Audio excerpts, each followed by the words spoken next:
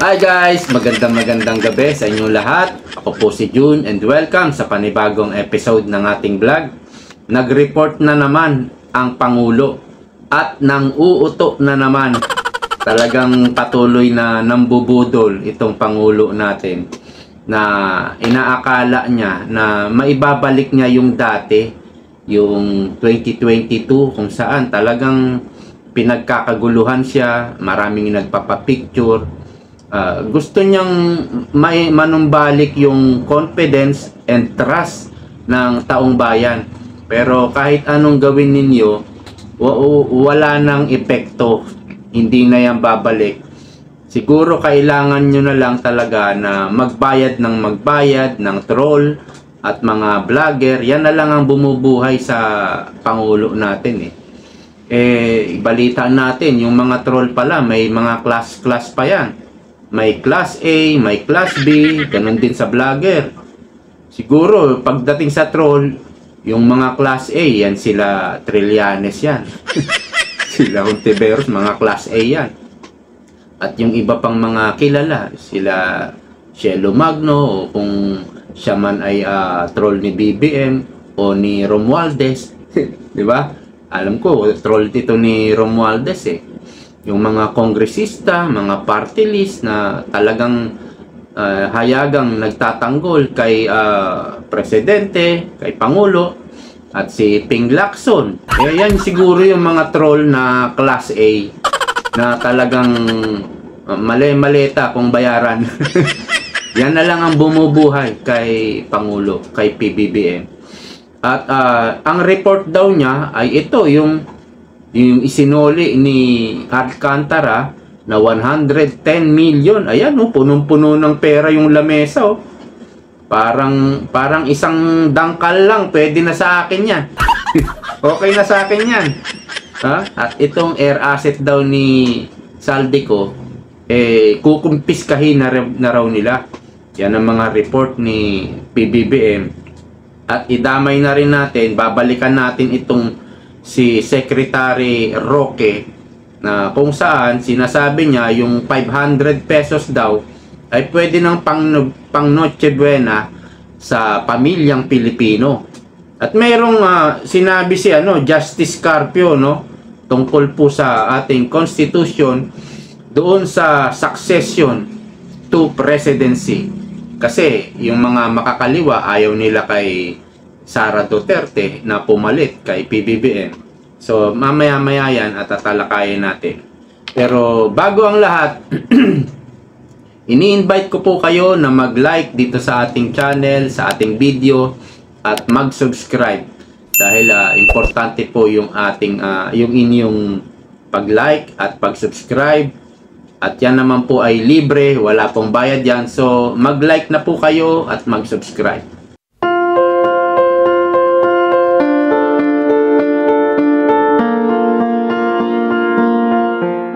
Okay, unahin lang natin tong Secretary Cristina Roque ba ito?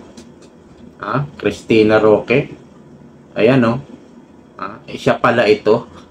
Siya pala itong panoorin po ninyo i-play natin. Culinary heritage. It is a testament to the incredible talent, ingenuity, industry of our local farming. Kita mo naman. Congratulations dahil matagumpay talaga. Yan po yung mga behavior ng isang durog na durog. Yan po yung behavior. Ulitin po natin, ulitin lang natin. Pero pagmasdan nyo po yung katabi niyang babae, Katabi niyang babae, relax lang naman Pero siya parang hindi mapakali, Yan po yung kasagsagan ng kalakasan ng amats. Yung palong-palo kung tawagin. Yan po ang mga behavior ng isang sign ng isang durog. Culinary heritage. It is a testament to the incredible talent, ingenuity, industry. Relax lang yung katabi niya Siya Congratulations dahil matagumpay talaga. Hindi malaman yung bungangan, Hindi mapakali. Ang lakas ng tama po niyan, pag ganyan. Durog na durog po yan. O, ito po yung nagsabi na kung tutuusin, 500 pesos, makakabili na kayo ng ham, makakagawa na ng macaroni salad, makakagawa ka rin ng spaghetti para sa Noche Buena sa pampamilyang Pilipino. Sabi ng isang kongresista, yung isang party list ng manggagawa, anong pangalan nun? Nakalimutan ko pangalan. Ang lakas daw, pang-iinsulto daw ito lalo na sa mga naghihirap nating kababayang Pilipino. Pang-insulto o pang-iinsulto ang sinabi nitong DTI secretary na ito. Okay, balik na po tayo. Punta na po tayo kay PBBM. Kung saan nag-report na naman, ano? Ito. Pakinggan po ninyo ang ating Pangulo sa kanyang report. Magandang araw po sa inyong lahat. Ito po ay patuloy na aking pagre-report sa taong bayan tungkol sa mga developments sa mga kaso hinggil sa mga flood control project ni Iskandalo. Okay, putulin lang natin, ano. Ang ginagawa ni PBBM, kapag mayroong kahit kaunting report lang o kaunting development, siya na mismo ang nagre-report para utuin. Pang-uuto po itong ginagawa ni BBM para utuin yung taong bayan na ayan, nilalabanan ko ang korupsyon. Nilalabanan ko yung mga kahit malalaking isda, nilalabanan natin yan gaya ni Saldico. Talagang inuuto po ang taong bayan. Ngayong araw, inutasan ko ang DOTR at saka yung CAAP na makipag-ugnayan sa mga kaibigan natin sa Malaysia at saka sa Singapore. Dahil ang mga pag-aari na helicopter at saka aeroplano ay mukhang doon tinatago ni Saldico. Yung air asset ni Saldico, napabalita na matagal na. Excuse me po. Nasa Singapore at nasa Malaysia. Matagal na po yan. Siguro ko mga August pa lang, wala na sa Pilipinas yung mga air asset niya. May mga natira pa, no? Sa Misibis, ang tawag doon, aviation. Noong kumanta si Saldico, di ba na sinabi ni BP Sara, ang bilis ng warrant. Ang bilis talaga. Parang wala pang 1 linggo, may warrant na si Saldico. Pero nung hindi pa kumakanta, anong ginagawa nila sa air asset ni Saldico? Wala naman 'Di ba? Wala Kaya ito, pang-uuto lang po ito. Simula nang kumanta si Saldico, saka lang sila umaksyon. O, 'di ba? Malaking pambubudol po ang ginagawa nitong PBBM na to. At nakarehistro po ito sa kanyang kumpanya na tinatawag na Misbis Aviation and Development Corporation. Ngunit nagkaroon na ng freeze order ang AMLAC, kaya lahat ng galaw at disposisyon ng mga aircraft na ito ay lalong-lalo na ngayon ay ipinagbabawal. Dahil kailangan natin ipalaman sa lahat ng mga pugante, hindi pwedeng gamitin ang mga ari-arian na galing sa kaban ng bayan na tinakaw ninyo para tumakas o umiwas sa batas. You cannot steal from Filipino people and expect to hide or fly away on your private jets. You have the money to run, but you cannot outrun the Republic of the Philippines. Kaya kayo mga pugante, umuwi na kayo. Ang payo ko sa inyo, hindi na kayo turista. Hinahabol na kayo ng batas. At isa pang development po, ngayong araw din kinonfirma ng DOJ na si Henry Alcantara ay nagbalik na ng 110 million sa gobyerno at sa loob ng 2 linggo ay magbabalik pa ng 200 million. This government intends to bring back every peso, every asset, every person responsible and return it to the Filipino people. Maraming salamat po. Magandang araw po sa inyo lahat. Okay. Ito yung picture. May picture yun. Yan 110 million ang ibinilik daw ni Alcantara at mayroon pang susunod na 200 million ibabalik din ni Alcantara. Kita nyo yung mga diskaya nagsauli din ng mga luxury car. Ilan ba yun? Parang 20 something yata yung luxury car na nakumpiska o kinuha ng gobyerno o sinauli, voluntary ng diskaya. At yung tatlo doon na naging pera na ibenta na o na-auction na, no? Pera na po yung tatlong luxury car ng mga diskaya. At mayroon ding ibinalik na luxury car si Bryce Hernandez, di ba? At yung mga air asset ni Saldico, at ito nga yung isinoli ni Alcantara na 110 million. Ito raw, may nagtanong na media nito ito raw ay mapupunta sa National Treasury o Bureau of Treasury. Ganyan po yung ginagawa nila. Pakinggan po ninyo ito. Yung kinuha nila, yung 60 billion pesos sa PhilHealth, sobrang pondo raw ito ng PhilHealth. Pero ngayon, luging-lugi na, bankrupt na ang PhilHealth. Sobrang pondo raw ito. Kinuha ng gobyerno, kinuha ni Recto at ni Bongbong Marcos at dadalhin daw sa National Treasury. Yan yung mga tactic o yung mga technique nila. Yung 107 billion at take note 107 billion sa PDIC. Kinuha din nila at dinala daw sa Bureau of Treasury. Yan lagi yung ginagawa nila, dadalhin sa Bureau of Treasury. Itong mga nakumpiska, mga isinoli ng mga pinaghihinala ang korakot, ay dadalhin din daw sa Bureau of Treasury. Pero si BP Sara, naalala ko, mayroon siyang sinabi kung saan si Martin Romualdez ay nakikialam sa pera ng National Treasury. Mayroon pong sinabi si BP Sara niyan. Ibig sabihin, kung may power si Romualdez na makialam sa pera ng National Treasury, mayroon ding power ang presidente. Tama? Kasi silang dalawa ang itinuturo natin na mastermind.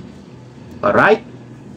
So, kahit ibalik yan sa National Treasury, yung mga pera na yan, yung mga nakurakot ng mga diskaya, kahit ibalik yan, at yung mga air asset ng ni Saldico, at pag na-auction na yan, na-ibenta na, dadalhin daw sa Bureau of Treasury. Nakikialam nga sila sa pera na yan, sa pera dyan sa National Treasury. So, pwede rin na ito, ang husay din di ba? Ang taba ng utak pagdating sa kabulastugan. Ang taba Pwede rin nilang pakialaman yan. Kasi ayon kay BP Sara, no? Ayon kay BP Sara, at ito'y galing sa confidential fund siguro ni BP Sara, yung information, di ba? Na si Romualdez nakikialam sa pera ng National Treasury. So, ito lang yung ginagamit nilang technique, ito lang yung ginagamit nilang strategy na yan daw ay mapupunta sa National Treasury. Sinabi nga ni BP Sara, ginagamitan ng power ni Romualdez para makialam siya sa pera ng National Treasury. Di syempre, kung may power si Romualdez sa Bureau of Treasury, National Treasury, ganon din si Bongbong Marcos. So, itong mga ibinabalik na ito, hindi na po natin makikita yan.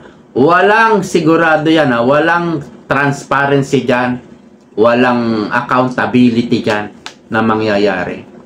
Ilan lang yung mga example na ibinigay natin. Mayroon pang mga kinukuha silang pondo, no? At dinadala sa National Treasury. Doon, kung kumuha man sila doon, wala na tayong alam. Wala naman transparency ang gobyerno ni Bongbong Marcos. Tapos, yung mga congressman, di ba, may mga congressista na rin na nagsabi na yung mga pumirma sa impeachment ni VP Sara ay binayaran din, nakatanggap din. 'Di ba? Ang sinasabi nga ng mga DTS natin 150 million kada pirma. That is corruption. Bribery yan, indirect bribery o direct bribery. Bribery yan. Corruption pa rin yan. Dapat ibalik din yan. 'Di ba? Parang kinumpute ko yun parang umabot sa 32 billion. Kasi ang mga pumirma, 'di ba, umabot sa 200 ilan ba yung pumirma? 200 something, 'di ba? Kung sa 150 million, kinumpute ko yun dati. Nasa 32 billion. Corruption po, maganda rin talaga, no? Kapag may nai-impeach, nagkakapera yung mga yung mga mambabatas Kaya gusto siguro nila talaga na ma-impeach si VP Sara para magkapera sila, At darating pa naman yung eleksyon nung bago mag 2025, di ba? Kaya itong ginagawa ni PBBM, panguto to. Halos araw-araw siya, madalas siyang nagre-report na kunwari talagang ginagawa niya yung trabaho niya na labanan ng korupsyon, samantalang nakaraan lang pinagtatanggol niya ang flood control. Nakaraan lang wala naman tayong kumbaga nilalabanan, wala naman tayong nalalaman, nababalitaan na lumalaban siya sa korupsyon. Ngayon na lang dahil nagkabukuhan. Ngayon na lang din niya ginigipit si Saldico dahil kinanta na siya at yung pamilya niya kinanta na rin ni Saldico. Okay, meron ditong pahayag si dating Justice Carpio. Basahin nga natin. Report ng Inquirer.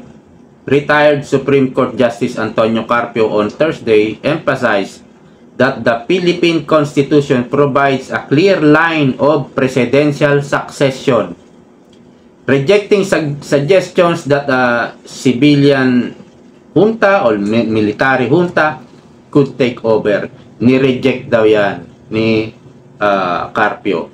Justice ka dapat talagang maging tapat ka sa Constitution.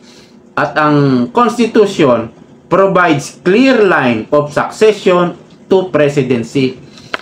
Naisip na kasi yan na posibleng mamatay ang presidente, posibleng magkasakit ang presidente. So, sino ang papalit?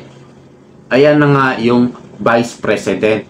Ang first line o parang nangunguna sa line of succession is the vice president.